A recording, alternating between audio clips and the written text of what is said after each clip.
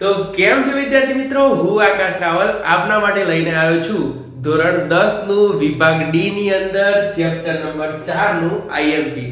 આ કરી દેશો એટલે મોસ્ટલી બધું આવી ગયું. ચલો તો જોઈએ. તો મિત્રો પહેલા સાબુની સફાઈની ક્રિયાવિધિ આવવાની શક્યતા છે, બરોબર. તો આ આપણો 5 સ્ટાર ક્વેશ્ચન છે, બરોબર. આ કરી લેવું ખાસ, બરોબર.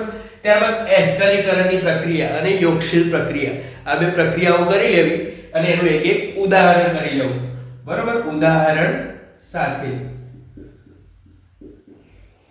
ત્યારબાદ ઇથેનોલની રાસાયણિક પ્રક્રિયા, બરોબર, એ તમારે કરવું.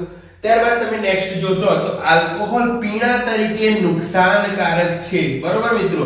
તો આ એક આપણો 5 સ્ટાર ક્વેશ્ચન છે મિત્રો, આ ખાસ કરવાનું, બરોબર. ત્યારબાદ આ સમઘટકો અને તેની લાક્ષણિકતાઓ, બરોબર. આ એક મિત્રો તમારે કરવા જેવો ક્વેશ્ચન છે,